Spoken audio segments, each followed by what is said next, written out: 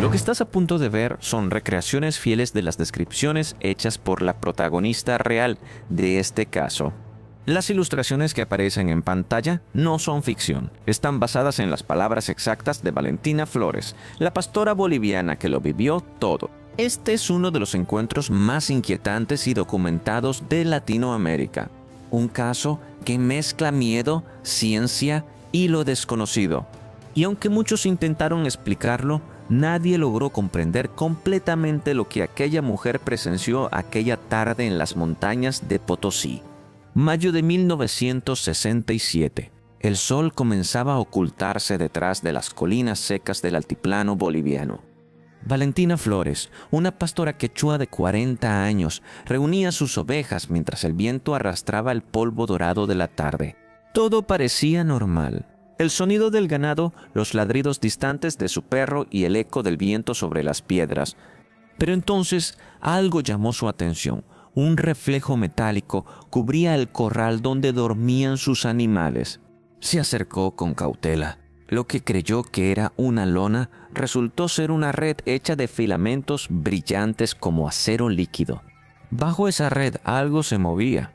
Una figura pequeña, de cuerpo delgado y movimientos suaves, trabajaba agachada entre los cuerpos de las ovejas. Las ilustraciones que ves ahora muestran lo que Valentina describió con precisión: una criatura baja, con traje ajustado y rostro sin expresión humana. El ser parecía diseccionar a los animales con un instrumento alargado como un gancho de luz que abría sin sangre ni dolor visible. Valentina pensó que era un ladrón, quizá un loco, y sin pensarlo dos veces, levantó una piedra del suelo. Gritó en quechua, advirtiendo que no permitiría el robo de sus ovejas, y lanzó la piedra con toda su fuerza. La roca golpeó cerca del ser, que se giró lentamente hacia ella. Ningún gesto, ninguna voz, solo una mirada fija y fría. Entonces el extraño levantó un dispositivo pequeño, parecido a una radio antigua con antenas retráctiles que emitían un sonido agudo. En segundos, la red metálica comenzó a retraerse hacia el aparato, doblándose sobre sí misma hasta desaparecer completamente. Valentina quedó inmóvil. El viento se detuvo.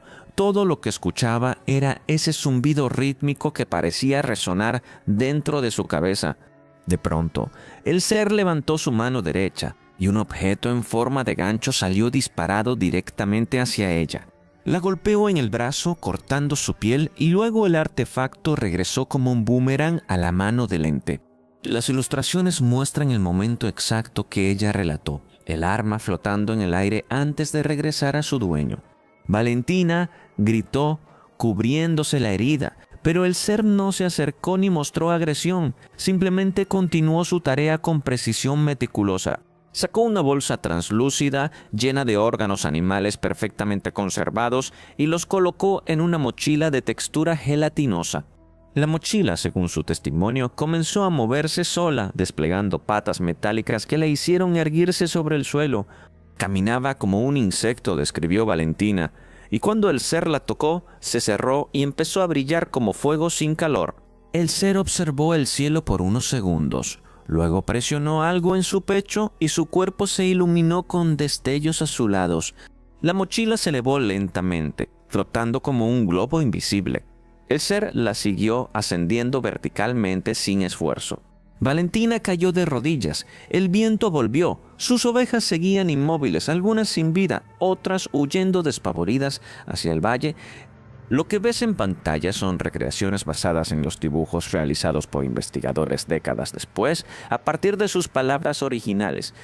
Cuando los aldeanos llegaron, la encontraron herida y temblando, señalando el cielo, repitiendo una frase. Subió, se fue, no caminaba, volaba. El caso fue registrado por la prensa local y más tarde investigado por periodistas bolivianos y chilenos interesados en los fenómenos de mutilaciones de ganado. En las fotografías de archivo se observa el corral parcialmente quemado y las ovejas con cortes perfectos, sin sangre ni rastro de depredador. Los investigadores quedaron impactados. Los órganos habían sido retirados con precisión quirúrgica sin dañar huesos ni piel. Algunos sugirieron que era un experimento militar, otros hablaron de radiación. pero ninguno logró explicar la tecnología descrita por la pastora.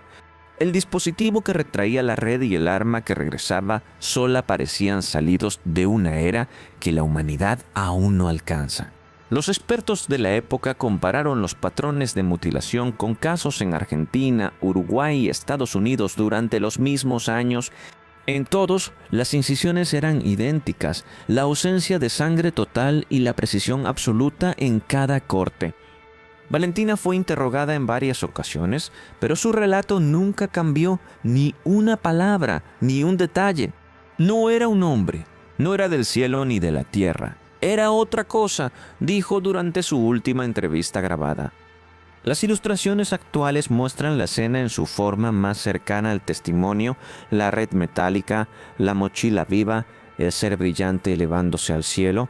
Muchos se preguntan si aquello fue una simple visión inducida por el cansancio o algo mucho más complejo y real, pero el terreno aún conserva residuos de hierro y fósforo encontrados por exploradores décadas después del incidente. Ningún fenómeno natural o químico puede explicar la composición del suelo hallado en aquel corral. En los años 70, ufólogos chilenos conectaron el evento con una ola de avistamientos en el desierto de Atacama. Allí también se reportaron mutilaciones de ganado, siempre acompañadas de luces silenciosas que se desplazaban en patrones geométricos. Algunos creen que lo de Valentina fue parte de una misión más grande, recolección biológica, muestreo genético o control ecológico extraterrestre.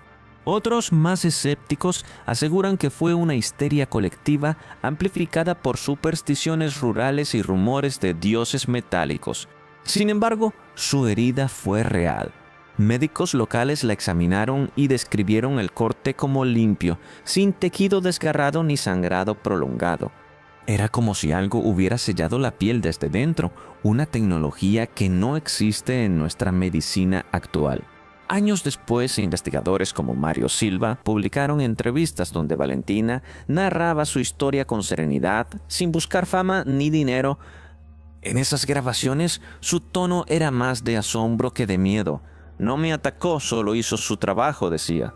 Los expertos la consideraron una testigo de alta credibilidad por su coherencia y ausencia de contradicciones bajo diferentes entrevistas. Los dibujos realizados junto a ella sirvieron para crear las ilustraciones que ves ahora, hechas a partir de su propia memoria visual. Tenía piel brillante, como si respirara luz, describió sobre la criatura. Y sus ojos eran como vidrio negro, sin emoción. Algunos ufólogos interpretaron ese detalle como una máscara o visor tecnológico. Otros pensaron que era su verdadera fisonomía. Lo que más intrigó a los investigadores fue el comportamiento del ser, eficiente, no violento, casi indiferente a la presencia humana. No intentó huir al ser descubierto, tampoco eliminó testigos, solo terminó su tarea y se marchó como si el protocolo lo exigiera. Esa frialdad operacional llevó a teorías que lo catalogan como un recolector automatizado, una forma de dron biológico extraterrestre. Pero si era un dron, ¿quién lo controlaba? ¿Y por qué las mutilaciones solo afectaban a animales domésticos y no a humanos? Las teorías abundan, algunas apuntan a extracción de ADN, otras a experimentos atmosféricos o control de enfermedades mediante muestreo orgánico. En los años recientes, científicos independientes han comparado el caso con operaciones de recolección biológica automatizada observadas en patrones marinos, pero nada se ajusta a la descripción del gancho luminoso ni al sistema retráctil que Valentina presenció. El propio terreno fue analizado en 2005 por investigadores bolivianos, confirmando presencia de aleaciones desconocidas en las capas superficiales.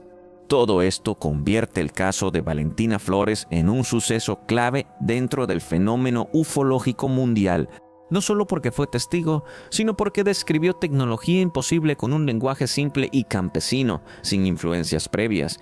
Ningún medio rural en Bolivia conocía en esa época conceptos como mochilas voladoras o redes retráctiles de energía. Sin embargo, todo lo narrado coincide con reportes modernos de mutilaciones con láser y drones inteligentes. Las ilustraciones de esta parte del video muestran con detalle la red, el arma en movimiento y la elevación vertical del ser. Verlas junto al relato de Valentina ayuda a comprender la magnitud visual de lo que presenció aquella tarde. Décadas después, el misterio sigue intacto. Ninguna autoridad científica logró refutar completamente su historia. Ni las pruebas médicas, ni las huellas físicas, ni los relatos cruzados con otros testigos han podido desmentir el suceso. En su comunidad, Valentina se convirtió en símbolo de respeto y temor. Nadie volvió a acercarse a aquel corral. Los ancianos decían que la luz del cerro era un signo de vigilancia de los antiguos dioses del cielo. Pero Valentina nunca habló en términos religiosos. Para ella, lo que vio era una máquina viva, un ser trabajando en silencio. Dijo que su mirada no transmitía maldad, sino propósito. Una tarea que cumplía con precisión ajena a cualquier emoción humana. A veces, en entrevistas tardías, repetía la frase: «No vino a mí, yo lo interrumpí, solo hacía lo suyo». Esa humildad en su relato ha hecho que muchos la consideren una de las testigos más puras de la historia ufológica. El caso también inspiró a artistas e ilustradores que reconstruyeron su visión, los mismos dibujos que ahora acompañan este video. Cada línea, cada trazo proviene del recuerdo de una mujer que no sabía dibujar, pero recordaba cada detalle. La red metálica, el gancho que flotaba, la mochila con patas, todo descrito con una coherencia escalofriante. Los expertos de MyUFO Research han catalogado este caso entre los 5 más extraños de Sudamérica, junto al de María Raichi y Colares. Ninguna otra testigo relató tanta interacción tecnológica sin agresión directa ni comunicación verbal. Es por eso que muchos creen que Valentina fue testigo de una operación científica, no de una invasión. Algunos ufólogos sostienen que era un protocolo de extracción biológica rutinario, donde el humano fue solo un observador accidental. Otros sugieren algo más simbólico, una prueba, una observación humana deliberada para medir nuestra reacción ante lo inexplicable. Si esa fue la intención, eligieron bien. Porque el mundo aún discute qué vio realmente aquella pastora solitaria en Potosí. Lo cierto es que desde entonces la región ha reportado luces similares cada pocos años, siempre cerca de ganado. Las autoridades locales prefieren callar, pero los campesinos siguen mirando al cielo con recelo cada vez que el viento calla. Dicen que a veces escuchan un zumbido agudo, el mismo que Valentina describió antes de que el ser desapareciera.